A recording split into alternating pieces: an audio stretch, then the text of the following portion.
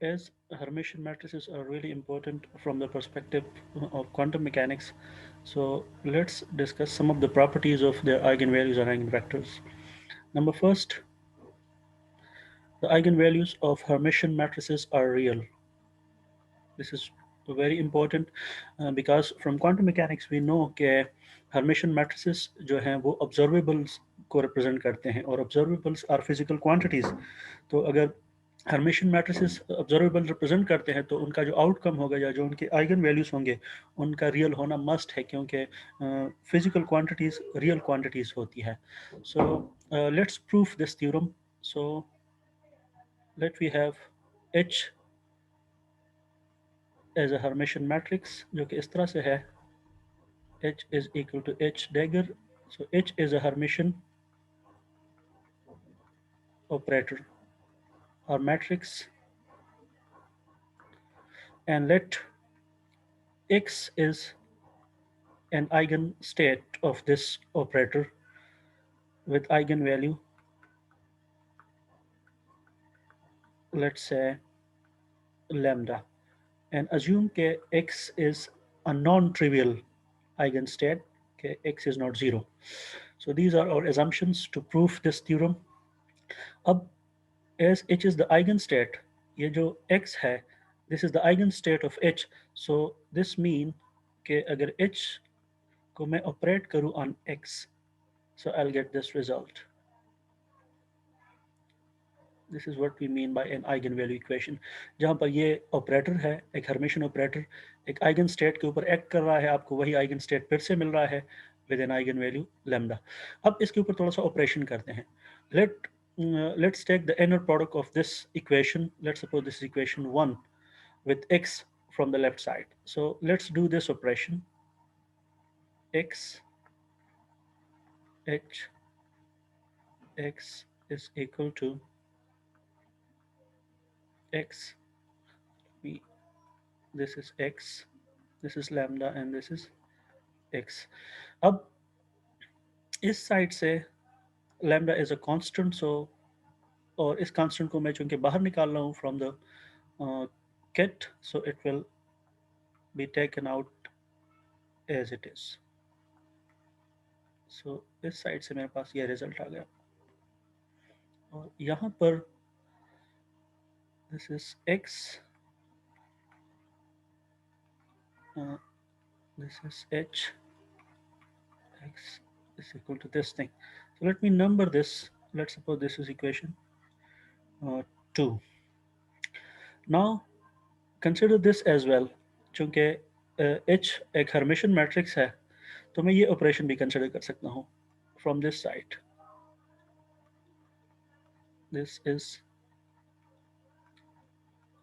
So considering this, अगर मैं ये ऑपरेटर इस तरफ से अप्लाई कर लूँ तो what will happen, this will give me lambda x जो कि अब चूंकि ये ब्रा स्टेट के ऊपर एक्ट कर रहा है तो मुझे आइगन वैल्यू इस साइड पे मिलेगी एंड एक्स इसी तरह आ जाएगा. Now this implies that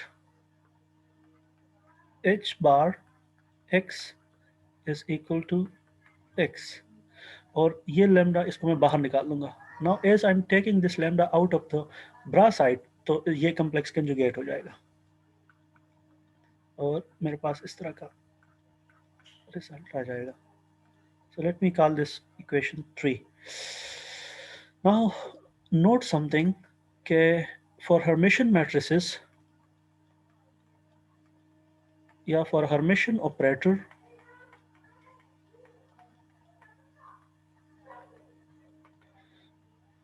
this thing, ये जो एप्लीकेशन है H का, अगर H यहाँ पर अप्लाई होता है या H अगर ब्रा के ऊपर अप्लाई होता है, इट डज नॉट मैटर.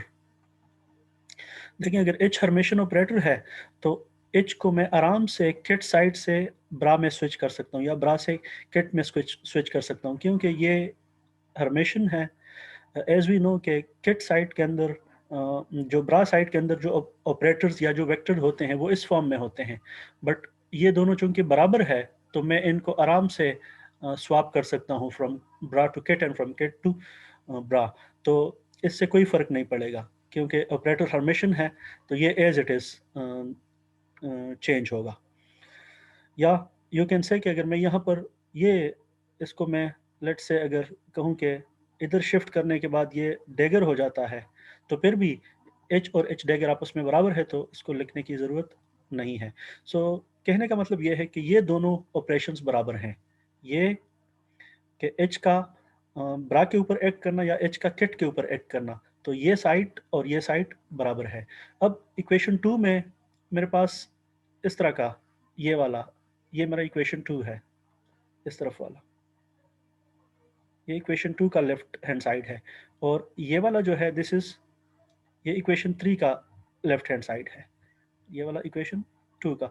अब ये दोनों चूंकि बराबर है, सो दिस मीन्स के इक्वेशन टू और थ्री आपस में मैं कंपेयर कर सकता हूँ या इक्वेट कर सकता हूँ। सो इनको इक्वेट कर ले, सो दिस मीन्स के lambda x into x is equal to lambda star x into x. Now अब यहाँ पर क्या पॉसिबिलिटीज हो सकती है? पॉसिबिलिटी तो एक ये है कि ये आपके पास जीरो हो, this inner product is zero, but हमने चूंकि अज्यूम किया है कि x is not zero, x is a non trivial eigen state, तो ये पॉसिबिलिटी पॉसिबल नहीं है, तो एक ही पॉसिबिलिटी रहती है। तो इसको अगर मैं कहूँ कि this implies that as x is not equal to x, ये इनर प्रोडक्ट जीरो नहीं है। So what does this imply? This implies के लैम्डा इक्वल्स लैम्डा स्टेरिक। और इसका क्या मतलब है? इसका मतलब यह है कि all lambdas are real, this mean के आइगन वैल्यूज आर रियल। ठीक है, so the bottom line is के for Hermitian operators the eigen values are real. So we have proof this theorem कि अगर हमारा ऑपरेटर हर्मिशियन है, तो Hermitian operator की जो आइगन वैल्यूज होंगी वो रियल होगी। एंड रिमेंबर कि दिस इज द की, ये हर्मिशियन का जो डेफिनेशन है, this is the key to the proof. इससे आप अपने ऑपरेटर को ब्रा से किट में स्विच कर सकते हैं और किट से ब्रा में, और इसी बेस पे आपका ये प्रूफ कंप्लीट हो जाता है। So let's switch towards the other property या other theorem. So next theorem यह है कि the eigen values the eigenvectors of Hermitian matrices corresponding to distinct eigenvalues are orthogonal. तो this is the keyword कि eigen values distinct होनी चाहिए। अगर eigen values distinct है, देन उनके करस्पॉन्डिंग जो आइगन वेक्टर्स आएंगे they will be orthogonal. So let's proof this as well. So proof, consider के मेरे पास दो आइगन स्टेट्स हैं। सो लेट एच एक ऑपरेटर है जो कि हर्मिशियन है, हैविंग टू आइगन स्टेट्स। इसके मैं दो आइगन स्टेट्स कंसिडर करता हूँ, और वो ये वाले हैं। एक है x1 with eigen value lambda 1, and second is x2 with eigen value lambda 2, such that lambda 1 is not equal to lambda 2. This is what we mean by distinct eigenvalues. So eigenvalue क्या है? वो distinct है from the given statement. तो lambda 1 is not equal to lambda 2. So this will help us in the proof. So now let's consider this thing कि ये Hermitian operator है और ये दो उसके आइगन स्टेट्स हैं, ये वाले। This is first eigen state and this is the second eigen state. इसकी करस्पॉन्डिंग आइगन वैल्यू ये है और इस वाले की करस्पॉन्डिंग आइगन वैल्यू ये है। So let's write the eigen value equation. पहले के लिए आइगन वैल्यू इक्वेशन ये हो जाएगा लैम्डा 1 x1, और for the second one eigen value equation ये हो जाएगा लैम्डा 2 x2। आप चाहें तो इसको नंबर दे सकते हैं। So let's call this equation 1 and let's call this one equation 2. Now let's do a similar kind of operation as we did in the previous proof. इस इक्वेशन 1 के साथ मैं इनर प्रोडक्ट लेता हूँ x2 का, तो I am doing this operation h x1, और ये ऑपरेशन मैं इस तरफ भी कर लूँगा, which is an allowed operation. Now यहाँ से क्या मिलेगा और इस तरफ से मुझे क्या मिलेगा. चले इस साइड को तो मैं एज इट इज़ रखने देता हूँ, ये इसी तरह आएगा. बट यहाँ से मुझे क्या मिलेगा, this lambda is an eigen value, ये कांस्टेंट है. सो दिस इंप्लाइज दैट ये जो मेरा साइड है x2 h x1 is equal to lambda 1, this is x1, sorry. तो यहाँ से मुझे मिलेगा x2 into inner product with x1, और इसको मैं लेवल करता हूँ equation 3. So let me move this a little upward. हाँ, अब यहाँ पर अगेन जिस तरह मैंने पिछले प्रूफ में किया है, एक दफ़ा मैंने ये कंसिडर कर लिया. अब सेकंड मैं अगर इस h को इधर ले आऊँ तो इससे कोई फ़र्क नहीं पड़ेगा. बट मुझे इसको, जब मैं इसको मूव करूँगा इस तरफ, तो मुझे यहाँ पर इसको रखना पड़ेगा, बिकॉज वी नो के ऑपरेटर्स को आप पहले रखते हैं, कि जिस स्टेट के ऊपर भी वो आप लगते होते हैं तो आप उसको पहले रखते हैं. तो h को मैं अगर इधर भी ले आऊँ तो मेरा इस तरह का रिजल्ट होगा. अगर h को मैं ब्रा साइड में शिफ्ट करूँ तो इससे कोई फ़र्क नहीं पड़ना चाहिए, क्योंकि h हर्मेशन है. इस तरफ पे कौन से ऑपरेटर्स होते हैं जो हर्मेशन कंजुगेट होते हैं, लेकिन ये चूंकि दोनों आपस में बराबर हैं तो ये एज इट इज इधर आ जाएगा. अब इससे इसको अगर मैं सिंप्लीफाई करूं तो क्या होगा, यहाँ से ये h is acting on x2, तो इस इधर से मुझे क्या वैल्यू मिलेगी, इधर से मुझे lambda 2 x2 वैल्यू मिलेगी. So let me right this lambda 2 x2 और यहाँ पर x1. अब ये चूंकि अब कांस्टेंट नंबर है तो इसको मैं बाहर निकालता हूँ फ्रॉम द इनर प्रोडक्ट. अब ये ब्रा साइड से निकल रहा है, so it will be taken out as a complex conjugate. तो पहले तो मैं ये एज इट इज लिख लेता हूँ ये साइड, और बाद में मैं इसको निकाल दूंगा. तो ये मेरे पास है h acting on x2 x1, और ये हो जाएगा lambda 2 स्टार, और दिस इज x2 x1. अब from theorem number 1 we know that, from the first, yeah, the previous theorem, we know that lambda 1 is equal to, yeah, lambda is equal to lambda star. So this implies that lambda 2 steric is equal to simply lambda 2, क्योंकि eigen values real होते हैं तो मुझे complex लगाने की ज़रूरत ही नहीं है. सो विद दिस चेंज ये साइड मेरा हो जाएगा ये वाला इक्वेशन, इसको मैं ऐसे लिख लूँगा h x2 x1 is equal to lambda 2 x2 x1, और इस इक्वेशन को मैं इक्वेशन 4 नाम दे देता हूँ. Now look it, as we know that h acting on x2 into x1 is the same thing as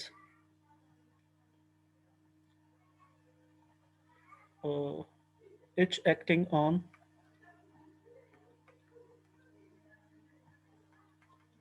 x1, because h is Hermitian. so ये h gate side पे हो या ब्रा साइड पे हो, इट डज नॉट मैटर. तो ये जो equation 3 और 4 है, ये साइड इक्वेशन 3 का और इक्वेशन 4 का ये side, they are both equal, ये आपस में बराबर है. So what does this mean के जब ये दोनों साइड आपस में बराबर है तो इट मीन्स के ये जो दूसरे साइड्स हैं ये वाले, ये भी आपस में बराबर होंगे. सो कंपेयरिंग 1 and 3 3 and 4, या इक्वेट 1 3 and 4, 3 and 4। और इक्वेट में क्यों कर रहा हूँ? बिकॉज आई नो कि for Hermitian matrices this is the case. Hermitian matrix को आप बेशक मूव कर सकते हैं, स्वैप कर सकते हैं फ्रॉम ब्रा टू किट। सो इससे ये होगा कि I will get this result, lambda 1 x2 x1 is equal to lambda 2 x2 x1। now what are the possibilities?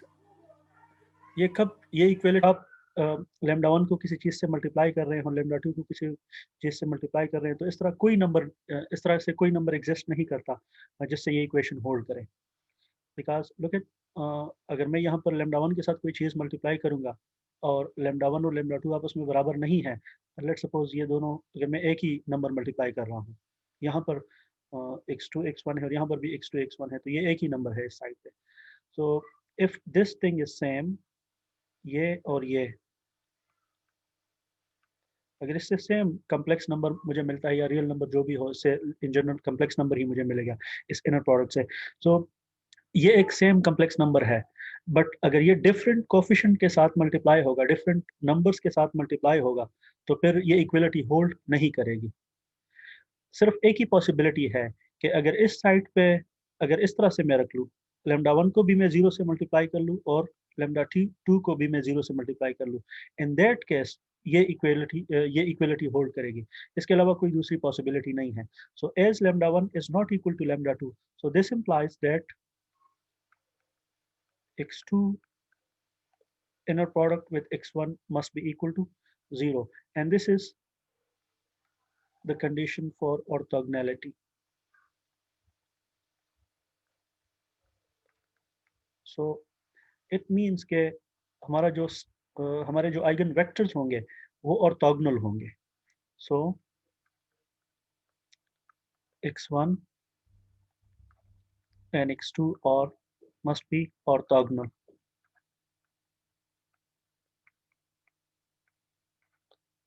must be orthogonal if lambda 1 is not equal to lambda 2। सो अगर eigen values different है तो उनके corresponding eigen vectors हमेशा orthogonal रहेंगे, and it's only for Hermitian matrices. Because इस proof के अंदर हमने h को यहाँ से दूसरी साइड पे स्विच किया हुआ है, क्योंकि ये h इधर आ सकता है, तो तब जाके ये दोनों बराबर है, और इसी बेस पे हम यहाँ तक पहुँचते हैं। नेक्स्ट जो थ्योरम है, I'll not prove that, I'll just state it as it is. The eigenvectors of Hermitian matrices corresponding to distinct eigenvalues span the space. So आपके पास अगर आइगन वैल्यूज डिस्टिंक्ट है, जिस तरह पिछले केस में थी कि lambda 1 is not equal to lambda 2, ये डिस्टिंक्ट केस है, डिस्टिंक्ट आइगन वैल्यूज हैं, देन इनके करस्पॉन्डिंग, अगर इसका करस्पॉन्डिंग आइगन वेक्टर x1 है और इसका करस्पॉन्डिंग आइगन वेक्टर x2 है, और लेट्स सपोज हम 2 डायमेंशनल हिल्बर्ट स्पेस की बात कर रहे हैं, देन ये दोनों वेक्टर जो हैं ये आपस में ऑर्थोगोनल हैं। आप इनको नॉर्मलाइज भी कर सकते हैं, and these two can be used as a basis. So ये आपके पास एक अच्छा बेसिस सेट हो सकता है, और इस बेसिस सेट के अंदर आपके पास आइगन वेक्टर्स होंगे, और ये आइगन वेक्टर्स एक कंप्लीट सेट बनाते हैं, और ये आपके पूरे 2 डायमेंशनल स्पेस को स्पैन कर सकते हैं। सो 2D हिल्बर्ट स्पेस इससे पूरा का पूरा स्पैन हो सकता है, क्योंकि ये आपके पास ऑर्थोगोनल है ही। ऑर्थोगोनलिटी जरूरी भी नहीं है, बट ये ऑर्थोगोनल है, तो आप इनको आराम से नॉर्मलाइज कर ले, and they are very good basis. So eigen basis are usually really good, क्योंकि आइगन बेसिस के अंदर आपके ऑपरेटर का जो फॉर्म होता है वो डायगोनल फॉर्म होता है। So this is what we mean by this word, कि अगर आपके पास हर्मिशियन ऑपरेटर्स हैं या हर्मिशियन मैट्रिसेस हैं, तो और उसके आइगन वैल्यूज डिस्टिंक्ट हैं, तो उसकी करस्पॉन्डिंग जो आइगन वेक्टर्स आते हैं they can span the whole space. अगर 2D हिल्बर्ट स्पेस है या n डायमेंशनल वेक्टर स्पेस है या whatever, तो ये पूरे के पूरे स्पेस को स्पेन कर सकते हैं. या in other words, अगर आपके पास डिस्टिंक्ट आइगन वैल्यूज हैं और करस्पॉन्डिंग आइगन वेक्टर्स आपके पास उन डिस्टिंक्ट आइगन वैल्यूज के करस्पॉन्डिंग आपके पास आइगन वेक्टर्स हैं, तो ये आइगन वेक्टर्स जो होंगे ये आपस में लीनियरली इंडिपेंडेंट होंगे. और तो इसका ये मतलब भी हो सकता है कि आप हर्मिशियन मैट्रिसेस को डायगोनलाइज कर सकते हैं.